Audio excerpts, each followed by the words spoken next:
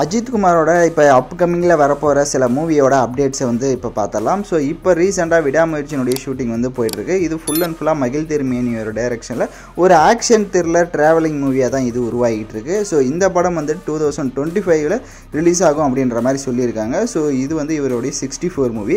அடுத்து 63 பார்த்திங்க அப்படின்னா நம்ம Adhik Ravichandran good bad ugly படம். ஸோ இந்த படம் வந்துட்டு ஃபுல்லாக வந்து ஒரு ஃபேன் பாயாக ஒரு சம்பவம் பண்ண போகிறது. பக்கா ஒரு கமர்ஷியல் என்டர்டெய்னராக இருக்க போகுது.